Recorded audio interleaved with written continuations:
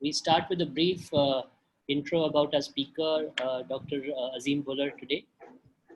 He was born in India, raised in East Africa, studied in Europe, but currently settled in India. And he has an experience so rich that every stage has a flavor or a journey of its own.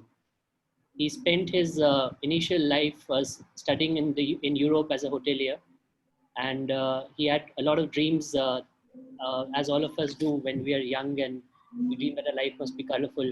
And he got a great opportunity to join as a lobby manager in the Oberois way back in the early 90s. Unfortunately, very slowly, due to certain health conditions, he started losing his vision within 6 months. And to take it in his stride and to the fighter that he is, he ventured into several businesses as his health took a roller coaster ride, which included rheumatoid arthritis, uveitis, meningitis, cerebral malaria, partial paralysis, which is also called a stroke, blindness, and lastly, brain vasculitis. Currently paralyzed, bound to a wheelchair, and blind in both eyes, Dr. Azeem Bolar is now a certified counselor, psychotherapist, and NLP practitioner with several certifications to his credit. He started off as a volunteer counselor and now is a psychotherapist for a leading MNC in Bangalore. He also has achieved a total of 3 master's degrees and an honorary doctorate, a PhD, after he lost his sight and was partially paralyzed. So now he's devoted his life to helping people who need his help. And in spite of whatever difficulties that he's faced over all these years, he serves, he tries to be an inspiration or tries to bring out those who need his help. And that's basically the topic of today's discussion. So the co-host for today is Ishraq, who's a good friend of ours from Bahrain. And over to you, Azeem bhai, for your thoughts. Thank you, Dr. Arshi. Good morning, everybody. Azeem here, and welcome to this topic of overcoming hurdles. Um, we all face hurdles right throughout our lives. I faced it personally ever since I was born with a heart valve defect, which later on became all right. And it isn't easy to overcome a hurdle because um, we never realize what lies in at the other end. We often take a hurdle as a dead end. We often take an obstacle as a hindrance. We tend to give way to challenges because we realize that uh, we just don't have it in us. And if I were to tell you that there is always a brighter side to it, there's always the other side of the coin. And as we face challenges, as we face hurdles, as we face obstacles, we become stronger. We become stronger and stronger, and every challenge brings out a different color within us. Hurdle is basic an obstacle. Obstacle should be seen as a challenge. If we can derive the positive in a challenge, in an adversity, then we can get better and better. There's always a positive side to everything negative. Is that we have to look into it. If we introspect well enough, if we look at it from their side to in various angles, we can see the take home from it. A lot of the time people feel that there is no hope. But mind you, there's always light at the end of the tunnel. I was born in India, and back to myself now. And this is the how colorful life could have been, or was rather. It was so colorful that I had dreams that every child, every person has. I was born in India in the coastal city of Bangalore. And along with my parents, we roamed India until the age of 6, where I traveled to Tanzania. We stayed in Mombasa, in Moshi, at the foothills of Mount Kilimanjaro. It was beautiful. I could see the snow-capped mountains from the windows. I was studying in the international school, Moshi, and life was marvelous. I remember taking a trip along with my parents and a close family of ours, our friends, family friends, to the game parks. And it was marvelous. If I can still recall a time when we were traveling through the jungles, and it was high noon, and Umari, our driver, I was 6 years, 7 years old, maybe 8 at that time. Yeah, I was 8 years old. And Umari did not realize that he stepped into a hole which half the van went into. We had a 14-seater. And now everyone got out, including us, my brother and myself, and the Raja families. They have one daughter. And we realized that we were stuck. Umari tried to release the vehicle from the hole, but it was tough. It was a muddy hole which was too deep for the vehicle to be pulled out. So all this time, and I wasn't crying. I was just wondering what was happening, enjoying the scenery. We were hungry. There was no food. We had to reach the other end before 6 o'clock, because then the wild animals would come out. Uh, my dad and the others went out in search of a log, and all this time I was just playing around, and there were hyenas around, laughing hyenas, crying hyenas, and a lot of they could see buffaloes at a distance. It was not comfortable for my parents, but I never realized at age the danger involved. We released the vehicle by 6 o'clock when the sun was setting. The hyenas started howling and shouting and crying, and we realized that if we had not entered the vehicle soon, we would have become dinner for them. But if I had become dinner for them at that time, I wouldn't be here. So lucky enough, by 6:30, we pulled the vehicle out of the hole and went to and we traveled about a while, and they had the other end, the hotel, the other had already released a search party for us, because they were scared that we'd be caught up with the wild animals. Lucky enough, we reached the hotel in Gornagar Crater, and that was something that I remember. Uh, I really enjoyed the experience. It was not frightening, but it was exciting. To me, it was probably the second hurdle in life. The first hurdle was one with the heart valve defect, which I had severe wheezing problems. Never realized that it was tough to breathe because I was always into other activities, putting my health constraint aside. So there was so much so in Tanzania, and at the school, the Moshi International School, I remember a lot of it was colorful, and one of my teachers,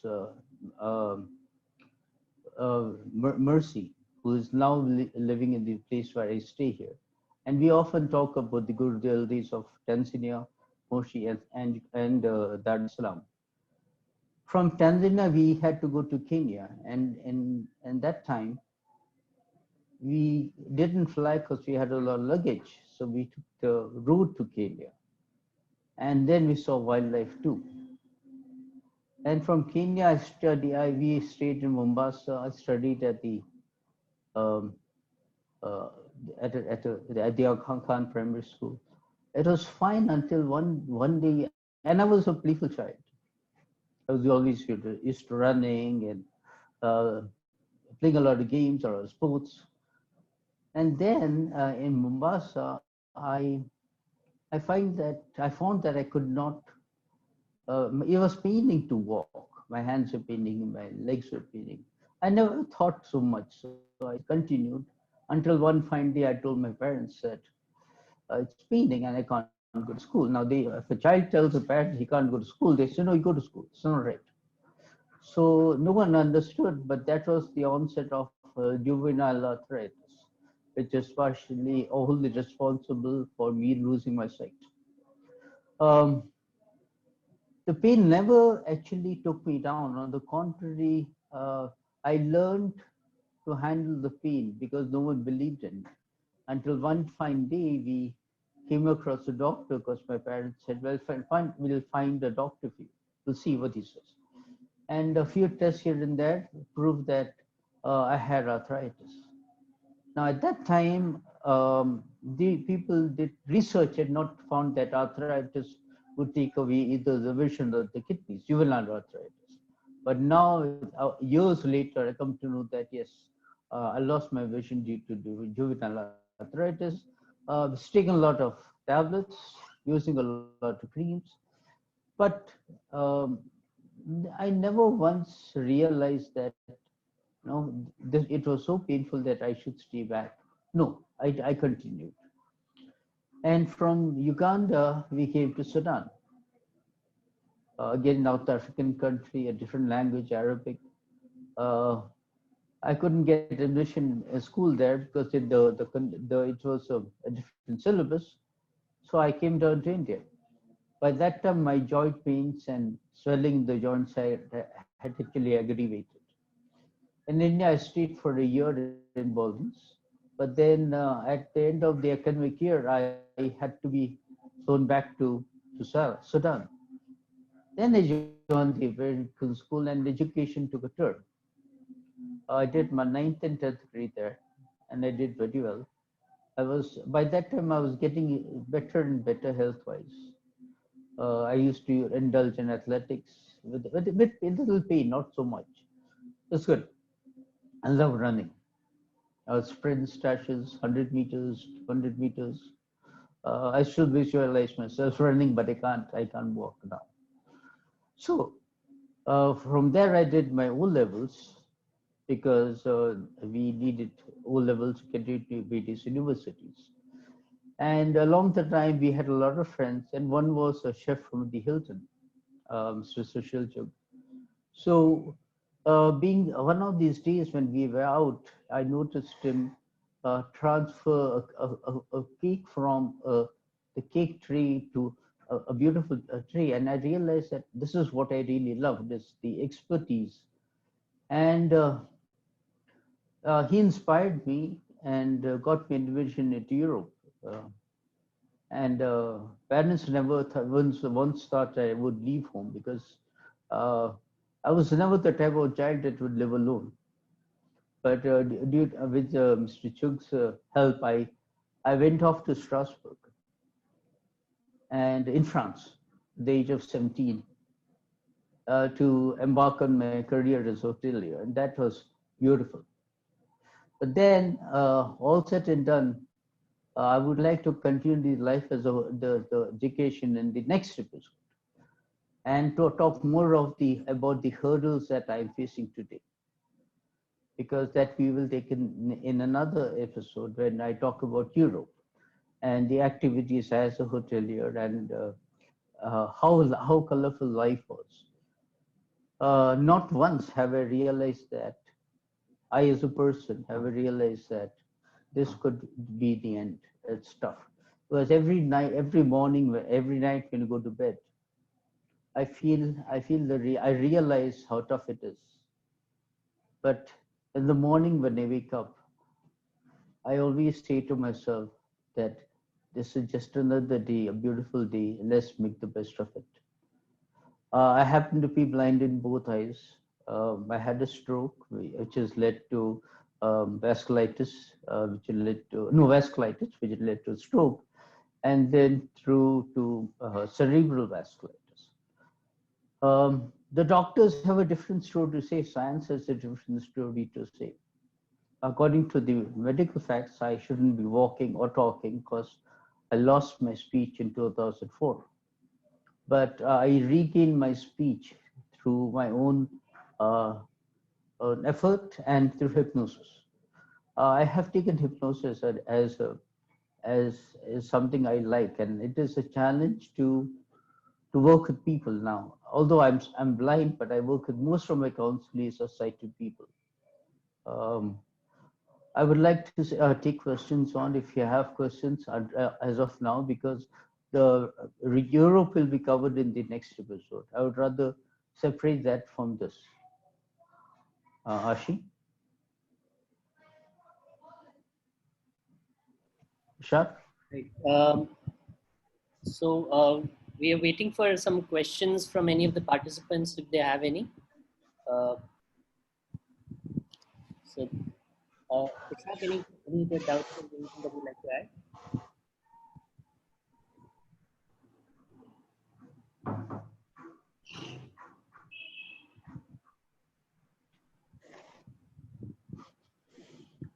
Right.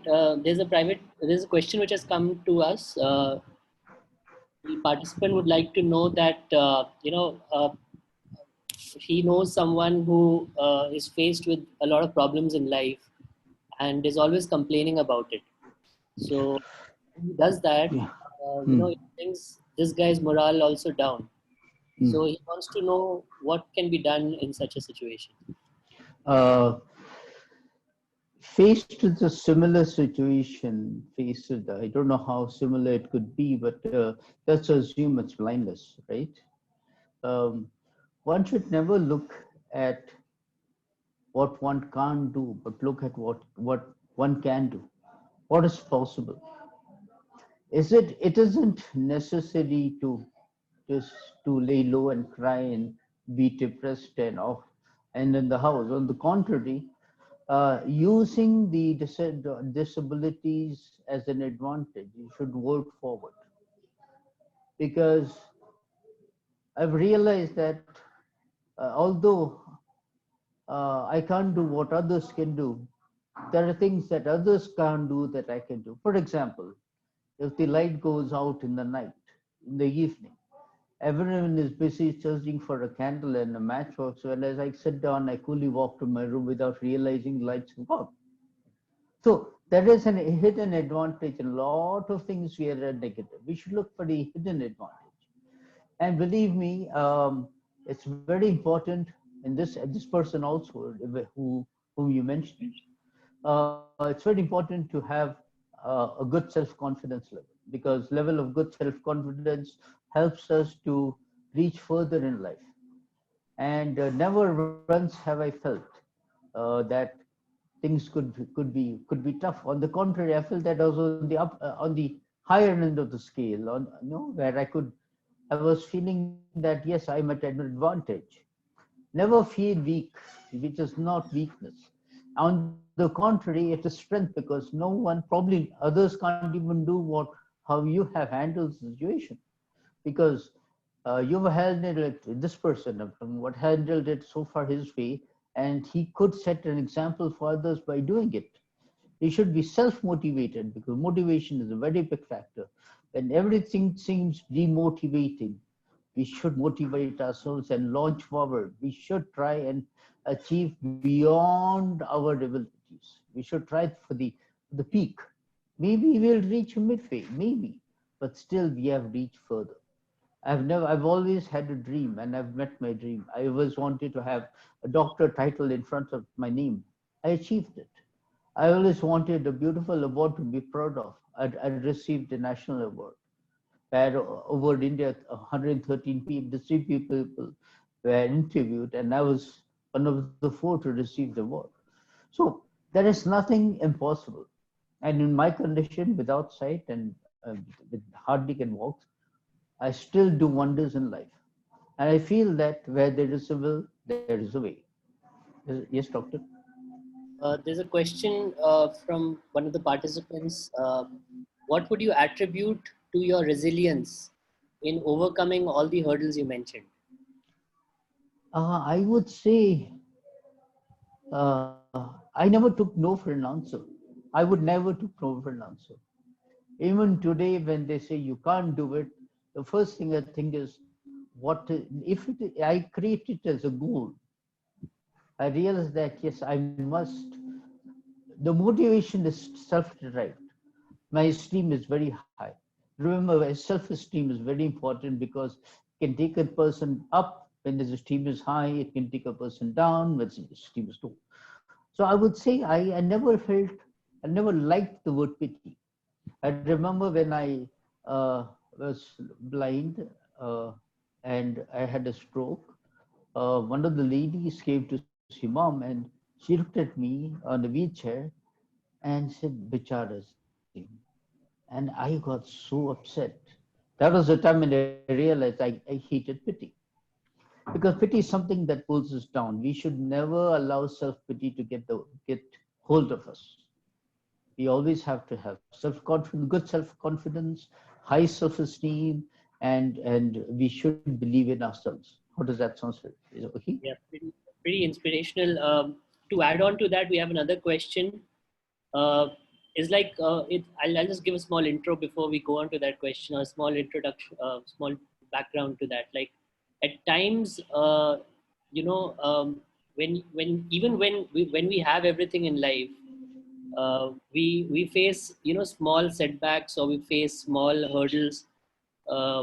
So the question is how to keep up the spirits at the time of despair.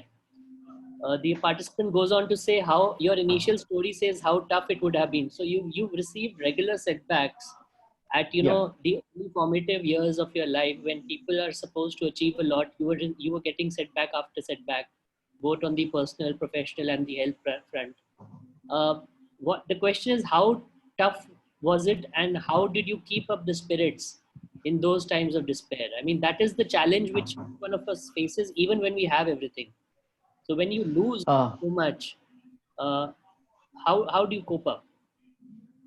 at that time, I did not want to be left out. I did not want to be singled out. I always wanted to be part of everyone. So I took it as a challenge to to overcome my hurdles to be a part of everyone. And leading on to now, when I feel a setback hits me, it gives me a high. I say, okay, fine. Now this is it. I look at what are my strengths, what are my, like a SWOT analysis in marketing. I look at my strengths, my weaknesses, and I realize my strengths are great. I will do it is what I say to myself. I shut off very quietly. For example, when I was paralyzed, when everyone told me that this was the end and now you are bedridden, you can't do a thing. I must have fallen maybe over 300 times, but I started to walk. I had heard of being of counseling as a profession. I wanted to be a better counselor. In fact, if I remember, the doctors had told you in 2004 that you may not be able to walk or talk, Yes, or yes, you'll be vegetable for the yeah. rest of it. That was In at 2004. Yeah. In 2004, when I received my second stroke, the first stroke, just and rendered me speechless, and I could my half body paralyzed. I was in Manipal hospital. I lay like a vegetable, and I would have stayed there like that had this doctor not come in and said, "Now he's a vegetable. He succumbed to a wheelchair," and you walked out. And that got me angry. It made me really angry, and it hurt me.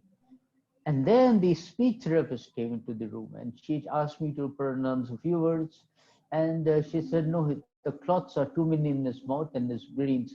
He will never talk again. So please, I'm sorry, but it cannot be helped because he cannot even say the vowels of the English alphabet. So really, we can't do anything. And she walked off.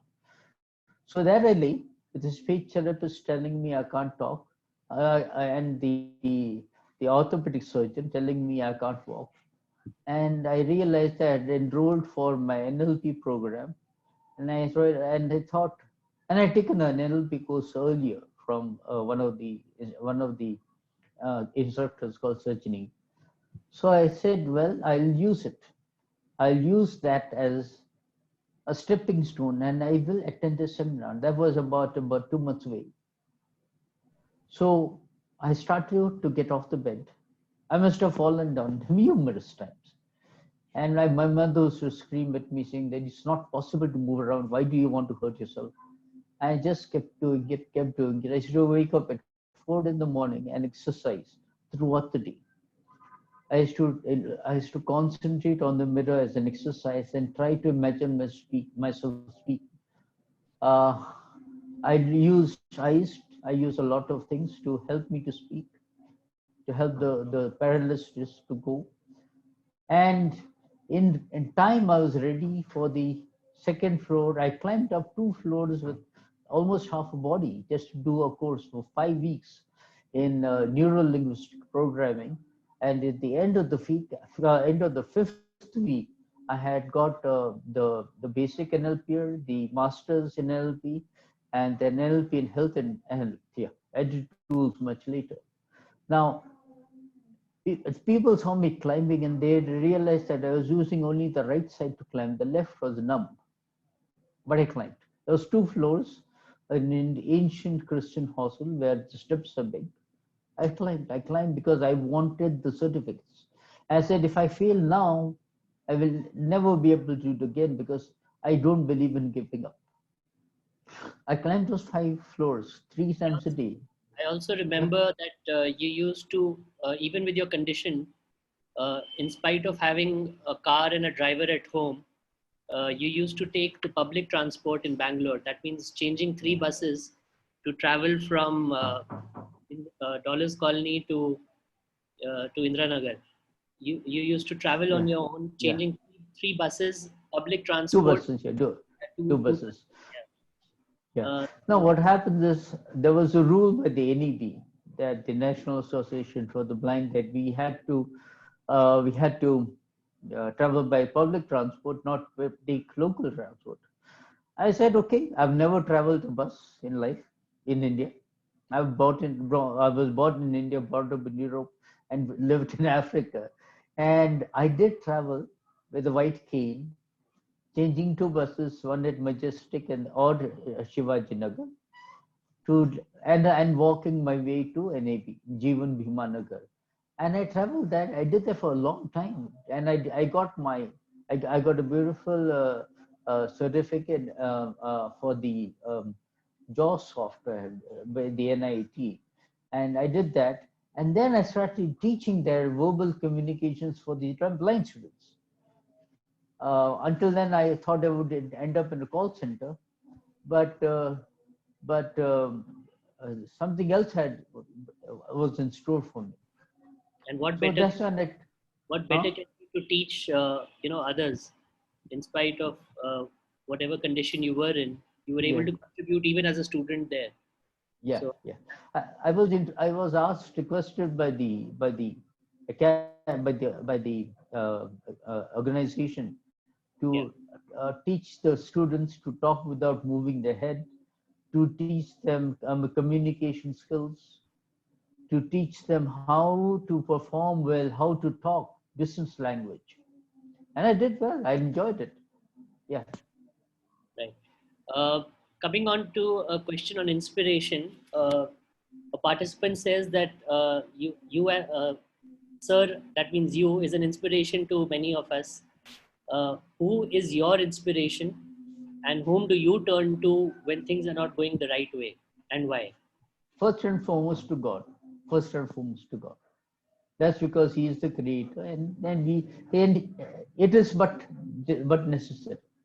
And after that, I have a few role models. One is Dr. Mr. Chuk, who is a hotelier, and somewhere I still have a lot of regard for that profession, and the expertise I've seen in him is amazing. And even if I can't be a hotelier, at least I have the pleasure of talking to him. Then the other inspiration is now he's passed away, is Dr. Richard McHugh, who is the father of NLP, neuro linguistic programming. And it was using his own technology. I learned, in fact, I learned from him how about the technology, and I used that technology using him to become better. So yeah, I think that was beautiful because he taught us how to imbibe, and so I imbibed. I used him, and I imbibed from him. So I got super qualities of a hypnotherapist or an NLP. So they have that. Those are my inspirations, and every once in a while I tend to read some of the testimonials that I've got, and they were good ones. They were very nice ones for the people I helped, and that again inspires me to go on. And it says, "No, Azeem, you can't now give up. It's great. You're helping people. You might as well do more." So yeah, that's It gives me a high to help people. It's lovely. It's nice to see a smile on someone's face. Now you might ask me, Zim, if you're blind, how do you see a smile? The smile is in the tonality. The smile is in the voice. You can feel a person content. You can hear a person content, right? So that's how it is. Yes, sir. Uh, right, that's very true. We have a question like from a participant: what can people do to become aware that they're slipping into helplessness or a negative thought? So Very difficult yeah, if to. you're slipping into a negative situation or a negative thought, how do you Uh, prevent yourself from doing that? I mean, how to remain positive? That's the question. okay, let me repeat the question so I have understood it clearly. Okay, is the question how do you help yourself when you realize you are slipping into a negative situation? Is that right? That's the question. Yes. Okay. Now, a lot of times we don't know negative situations until we have entered it for quite a distance. Also, we have to realize that we have to have mental triggers, safeguards. And when you find yourself saying negative statements, then oh boy, you're becoming a pessimist. That's when you should stop it. Stop it. Don't allow yourself to say I can't do this or no, it's not possible. No, there's nothing not possible. Where there is a will, there is a way. I have learned it even till today. I've used it. Where there is a will, there is a way. Nothing is impossible. And remember, if you keep triggers, and you realize that if you say negative statements, you know you're entering negativity. If you find that your productivity is coming down, your performance is bad because you're thinking too much and you're working less, then you should shape up because you are becoming negative, and that's not good. It's really not good. Yeah, tell me, sir. Yeah. That's some of the questions that we had. We've asked a few more participants. We've got a few more people who are joining in also, right? Even now. Oh, okay. So, Ishraq, any questions that you're in?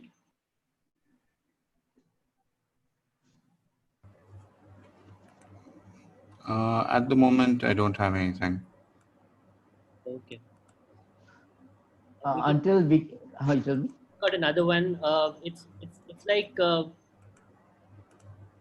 what exactly uh, do you talk to someone or do you write something to yourself? How do you motivate yourself? What is the way of doing it? I mean, like would you think of something positive and you imagine yourself in that scenario, or what exactly do you do to picture yourself in a positive situation? I tend to say what next. What next? When I find that I'm too used to a particular situation, what next? When I do not want to stagnate. Number one. Number two, I take a negative situation as a challenge. It's very important to take a negative situation as a challenge and overcome it. Because living in the negative situation for long is very, very wrong. On the contrary, look at your resources, internalize, see what you're capable of doing, and get out of it. Move on. You must not stagnate in life. Life is so beautiful. Life is so colorful. There's so much to receive. There's so much out there that we don't even know. So we should start knowing what is out there and seeing what we can get out of it. Tap our internal resources, and I'm sure you can get the better of things.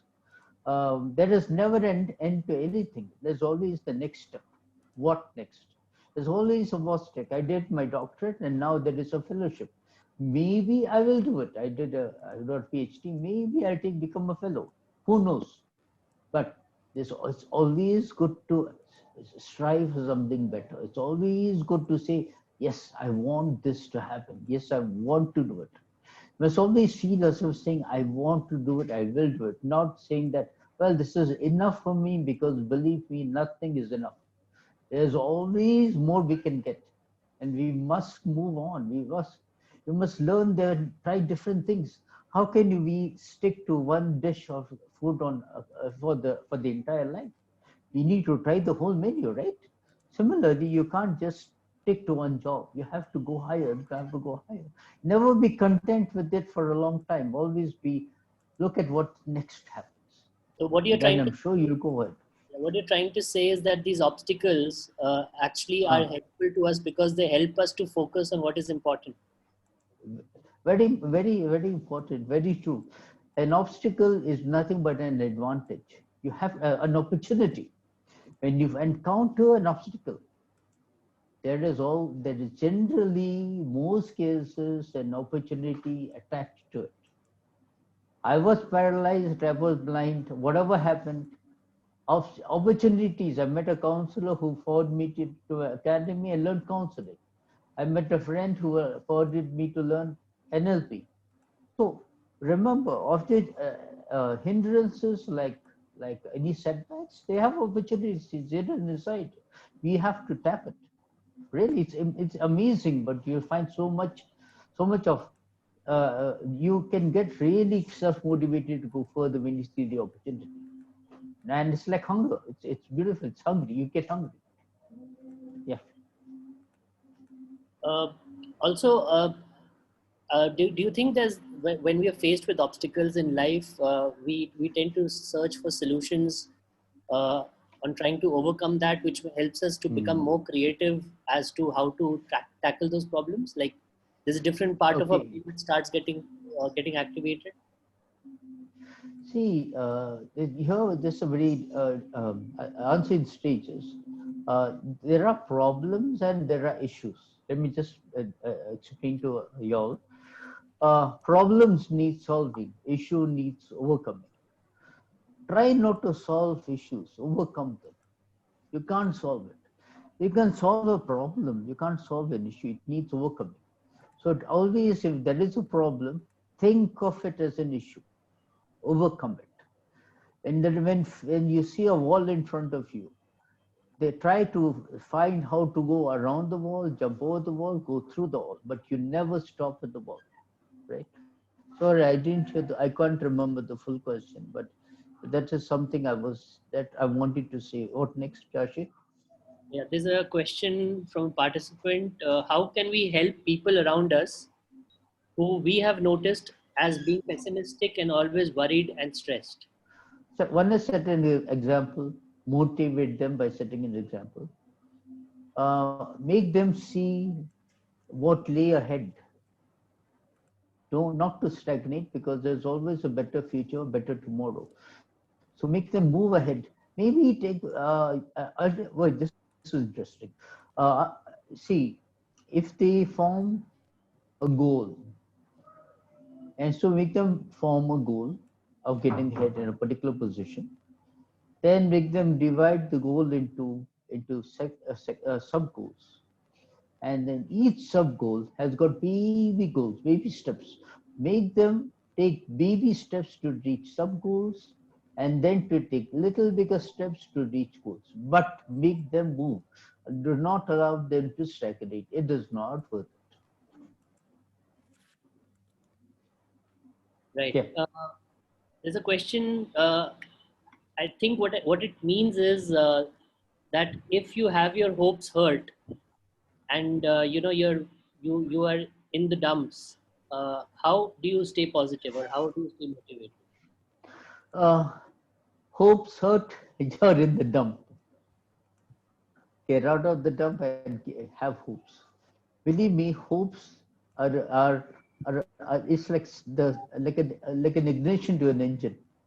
If you have hopes, it's a starting. You have to have hopes. Your hopes are hurted, to mend the hurt, create hopes. Because when you create hopes, all starts to fall into place. Otherwise, if you start losing out on hopes and coming into them, never feel you're in the dump.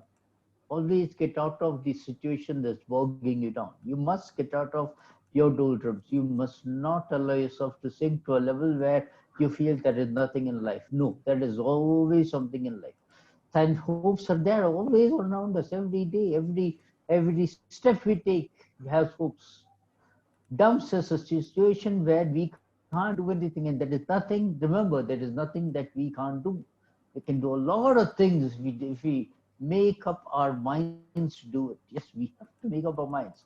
We have to push ourselves to achieve higher and higher, further and further. We cannot just take no for an answer. I've never taken no for an answer, and believe me, neither should you.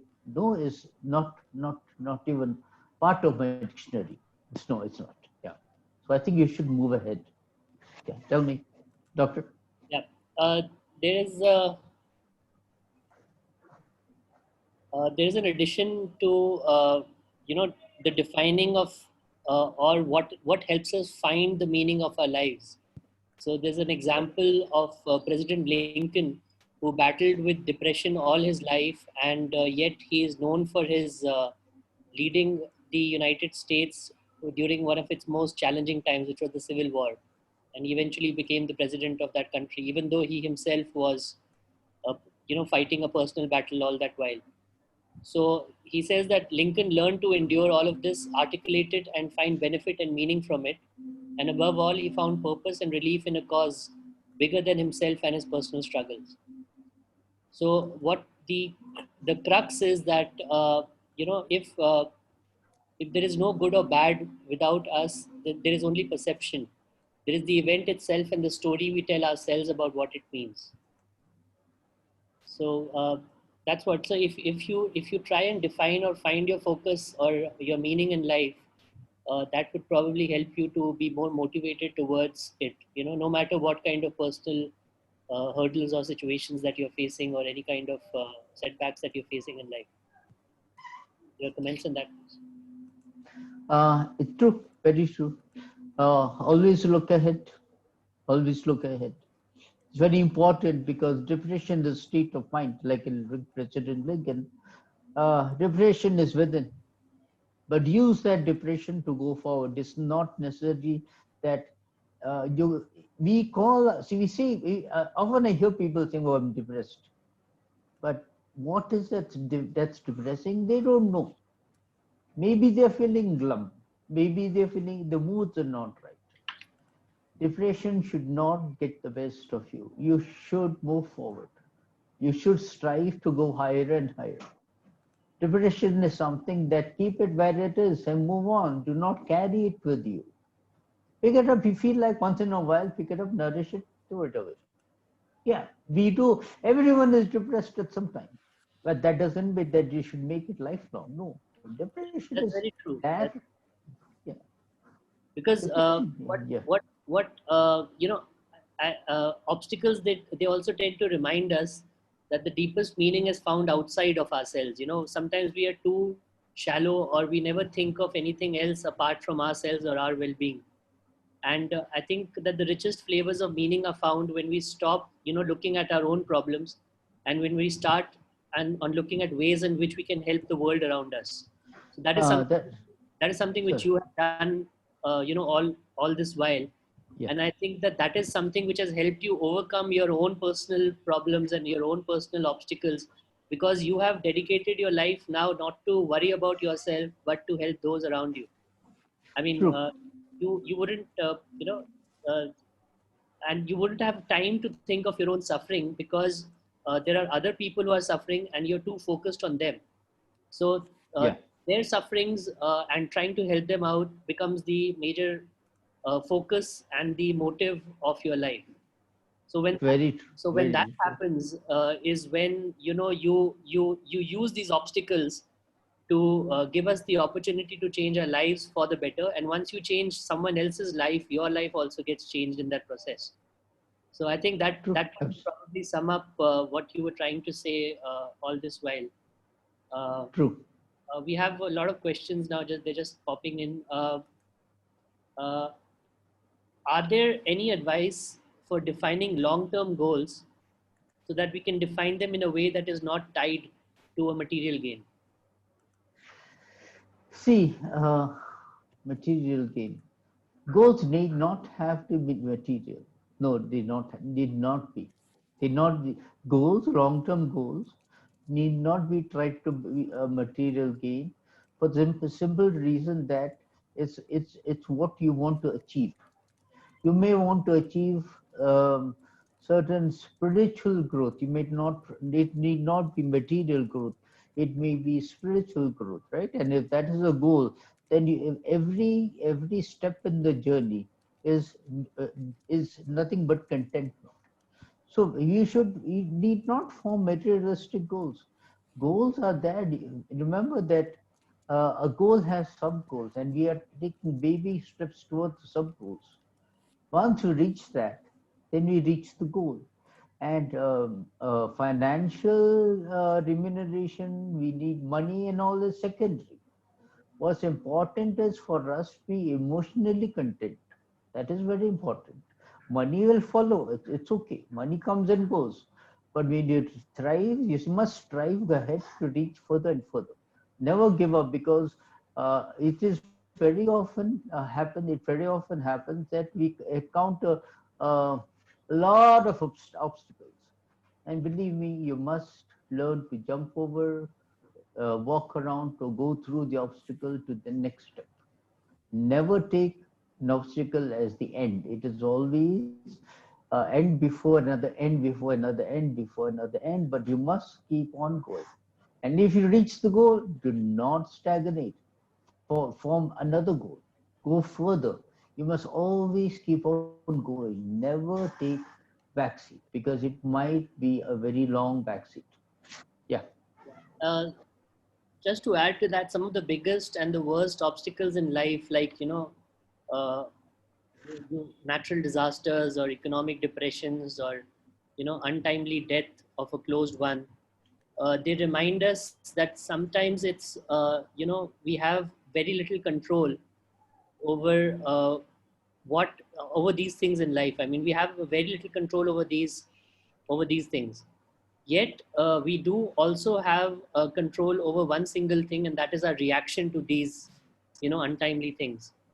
So I think these obstacles also help to remind us of the importance of detaching what happens to us from how we react. True. So True. as we internalize this, we are able to achieve a higher level of inner peace, because there are only a certain things which you can change, and there are certain things which you can't. So once Correct. you tend to detach or let go of the things which you cannot change. So this gives you some kind of an inner satisfaction, which some people call it an inner peace, and this inner peace will help you to enjoy the challenge that these obstacles give you. Right. Right. I remember giving a live example of this particular scenario when I was doing my MS in psychotherapy from Kuwait. I think it was in 2010 or so, 2010. After the first year, my father expired, and that was the day of my orientation. So the day before my orientation program. So I did the rites, and I came home, and I was very depressed, very sad. I lost a close one, and I was about to say I'll back off this year, but then my mom said, "Azeem, why do you want to back out? Because way of backing out is not going to bring your father back." And I thought to myself that gone is gone. Let me move forward. So I attended the orientation and it completed my MS in time. I got 59.5%, half percent below a first class, using a scribe who fell asleep during my exams. So yeah, that shows that yes, we must look at the opportunity that lay ahead of us. We should not give way to occasional situations that are negative. We should always move forward. Thank you, Ashik. That was a nice way. Uh, we have a comment from a participant who's joined in for the first time today. He says this has been highly motivating, and your story and the way you have come up in life is what reminds him of the phoenix, which was the Greek bird which used to come back from its ashes every few 3,000 years or something. So he says that your life inspires him to be like the phoenix, and not to give up and to keep going. So that was a comment Wow. that we just received. Thank you very much. Thank you. That was nice. Yeah, thank you. I'm just putting Dr. Azeem's email ID in the chat box. So in case you want to get in touch with him or you would like any more questions or if you need to interact with him, we're putting his email ID in the chat box. So you can get in touch with him. If you Dr. have, Azeem, there's Yeah, one question yeah. which basically asks, what tools do you have? I mean, you're a hypnotherapist and a counselor and a psychotherapist. So what Mm. tools do you have and what do you suggest for people to use on themselves to overcome hurdles? I would say you can use self-hypnosis. You can use self-hypnosis. And that's done by looking at your hand and you look at your hand, you focus on your palm, you make it a little blur and blur and blur, and then slowly get into a trance mode and strive to get what you want to get. You can hypnotize yourselves to become what you want to become, to get what you want to get in life. I have done it. You can do it. Why not? Where there is a will, there is a way. Every time there is an obstacle, look what is the end result. What do you want to gain from it? What lies ahead beyond the obstacle? Look for that. That's the greener thing. There's always betterment in the other side of the line. The other side of the grass is greener. So you must go further. You must strive for success. An obstacle, remember, is an opportunity. Go for it. Never take no for an answer. Yeah. Great. Would you like to take our participants through a self-hypnosis exercise? Uh, I wouldn't mind if everyone wants to. We can go do a deep muscle relaxation exercise this time.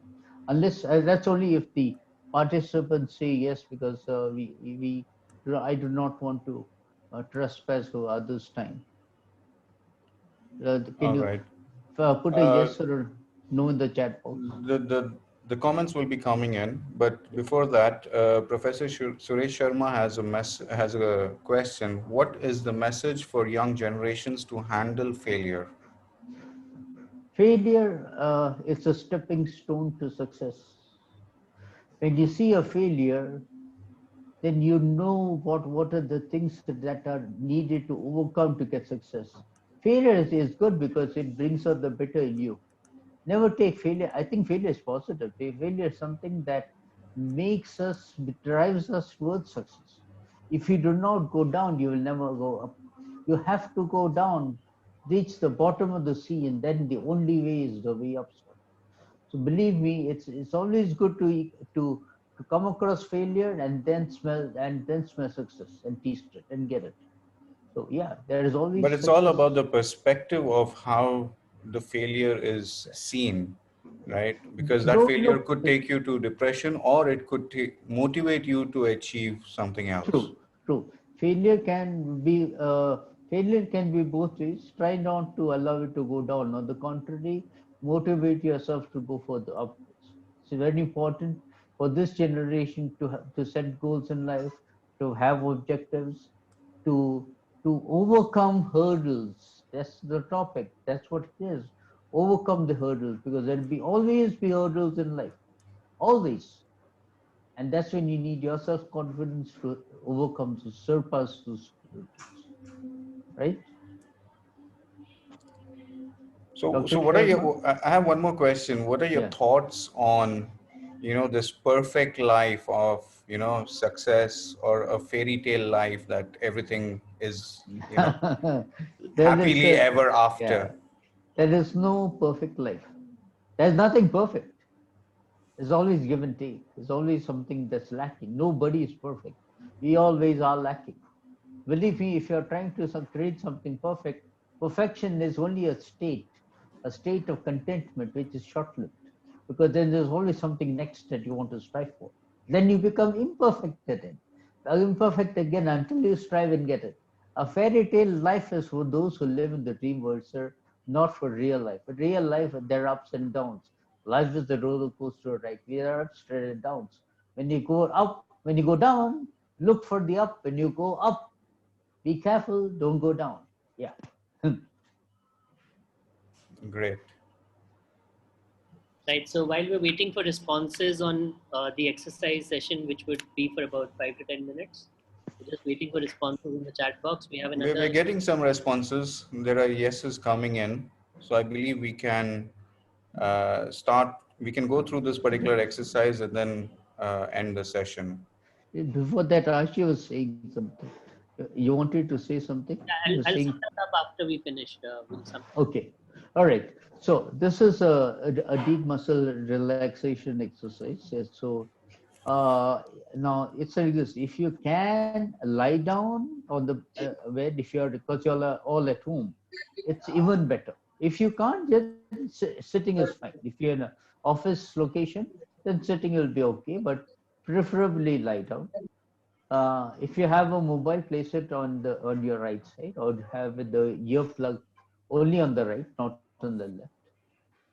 And when you are ready, I think I will count up to 5 for you all to get settled, and then we'll start. I repeat: if there is a bed, lay down, phone on the right. If you're sitting down, headphones, right ear plugged, left ear unplugged. Don't cross your legs or hands, keep them separate. Keep the feet separate. Do not cross it. I'll count up to 5 before we start. A 1, 2, 3, 4, 5. Now this is what we are going to do. It's a deep muscle relaxation exercise. We'll lay down. Close your eyes. Allow all thoughts to let go. Let go of all thoughts. Let go of all inhibitions.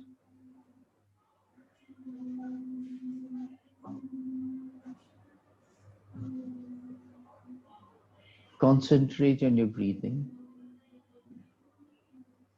Breathe normally, relaxed. We start off with the toes. The toes of your right leg. Move the toes freely, relaxing every muscle in the toes.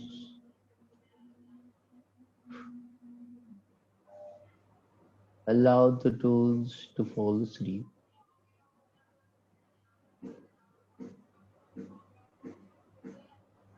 From the toes,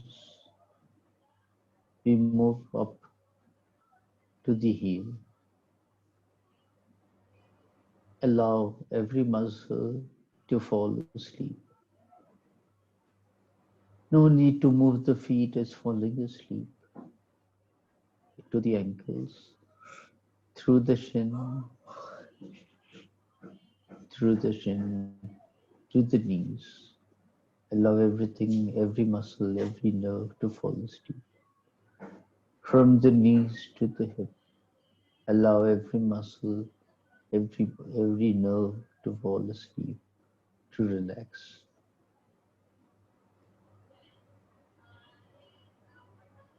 We come to the left leg. We move the toes, then allow the toes to fall asleep.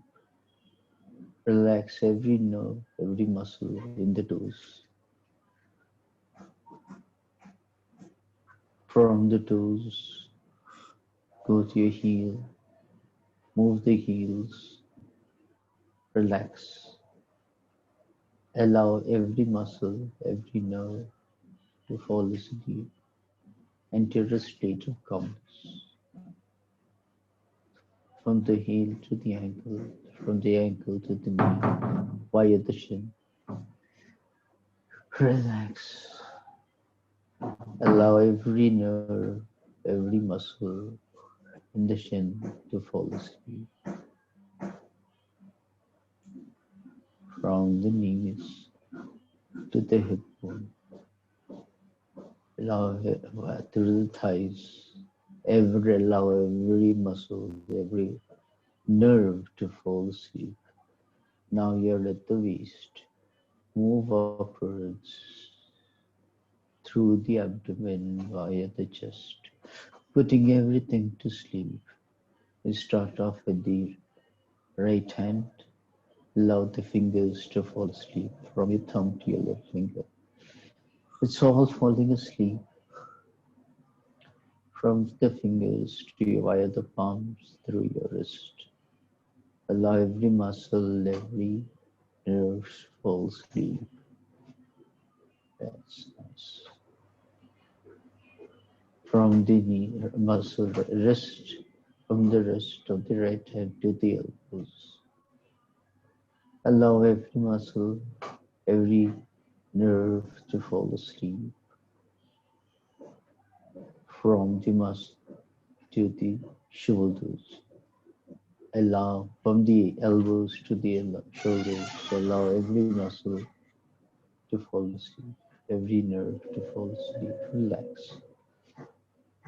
Now from the shoulders, the entire area, both shoulders to your neck. Let it fall asleep. Let it relax. Up the throat, via the face, to the career, to the head. Everything is relaxed. All the muscles are put at ease. All the nerves are relaxed. That state of total relaxed feeling, a state where there is no thought, a state where there is no desire, a state of nothingness.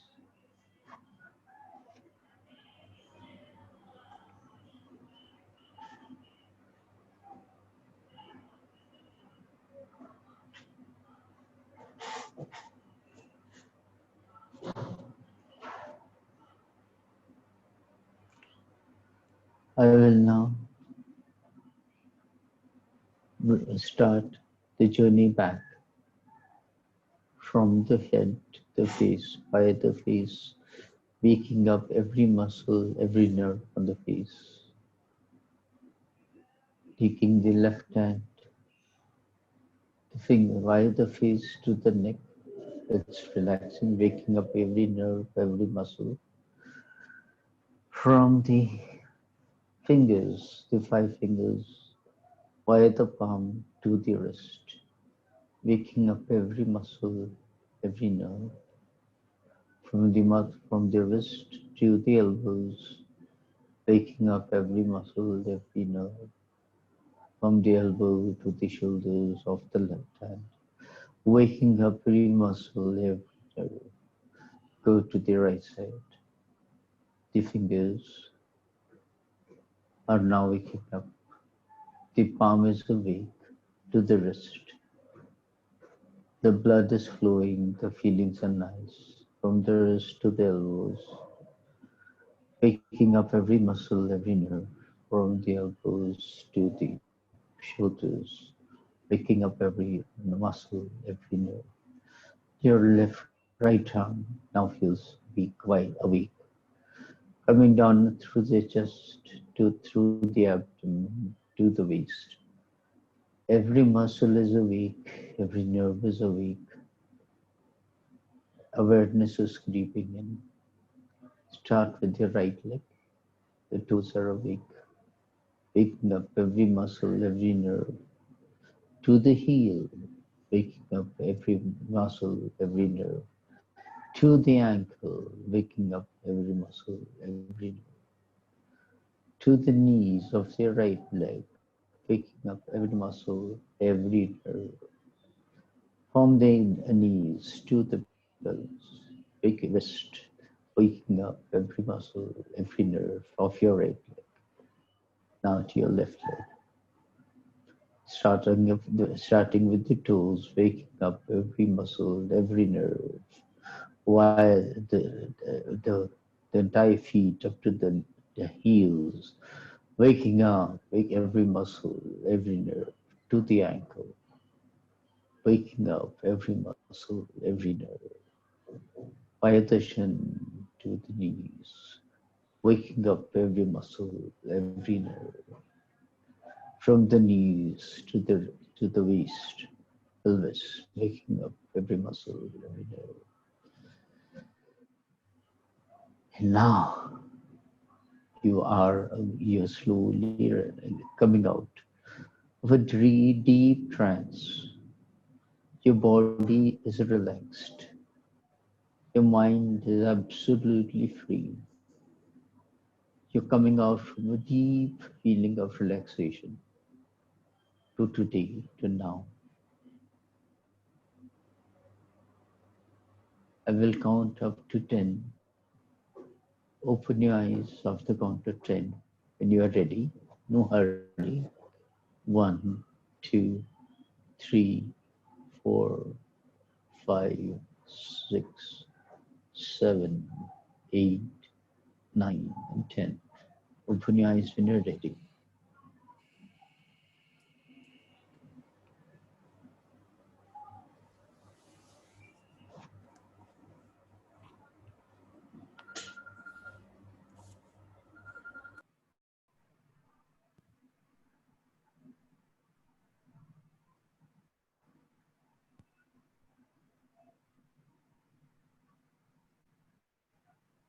And whenever you open your eyes and you're awake, kindly put an awake in the chat box, right? And awake in the chat box, say we know you're awake.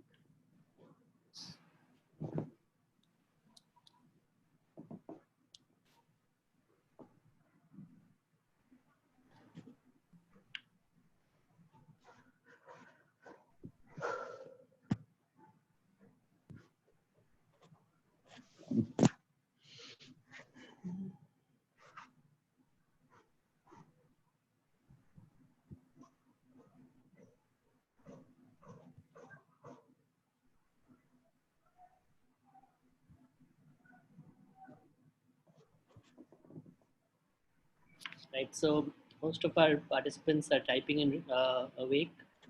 We have a comment from Dr. Priyankar. Great session. Thanks a million for coming up on this topic on a Sunday. It will be recharging not only for the days to come, but for the life ahead. Best wishes to Dr. Azeem Bolar and hope to listen to him again someday again. Thank you. Thank you so much.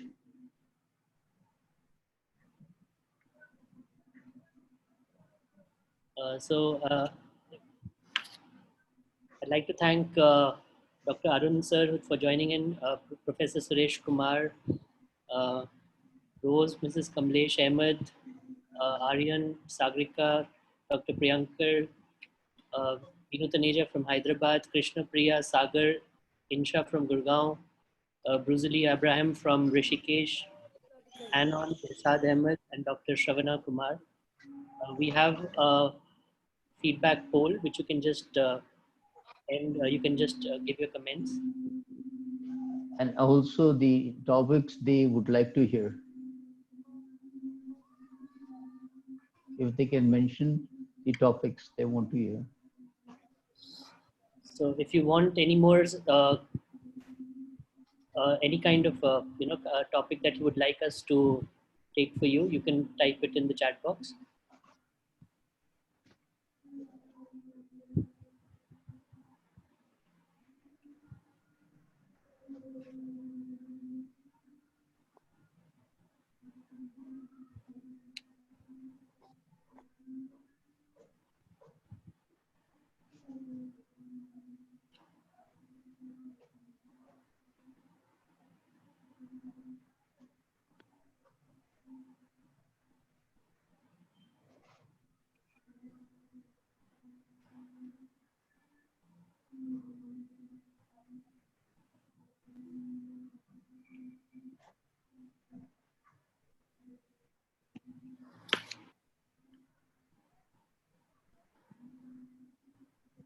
We're getting a few suggestions on the chat box. I'll share it with you in a few moments. The comments are amazing. Thank you for the wonderful session.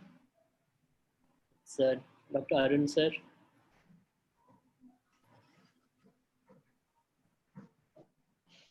I also forgot to mention Dr. Nina, Mrs. Nina Huja is also here with us from Delhi. And one of the topics which has been suggested is the pressure of society's expectations. So we can probably we can take it up there. take Sure, that sir. Yeah. later. Rose says, as always, he is empowering. Dr. Priyankar says, a very satisfying session. So I'd request everyone to just vote in your comments or your feedback for today, so that serves as an encouragement for especially Dr. Azeem and all of us. And we'll try and continue with this in the future as well. So I think almost everyone has voted. Yeah, so Yeah. can we share the feedback today, Isha? Yeah, I'll share the results with you later after the call. Okay. Would you want it to be okay? That's for us, right? Yeah. A majority, a majority of the participants, we just shared with it's a small. Yeah, I'll just share. So overall, it was excellent in terms of today's session, and the hypnosis exercise also was 70% commented as excellent, and 100% mentioned that they would like more sessions on the similar topics.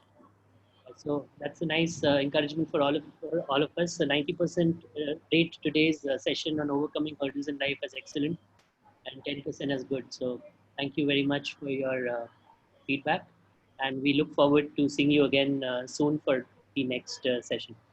Thank you all for your participation. Thanks, Ishraq, and thanks, Dr. Azeem Bolar. Thank you very much.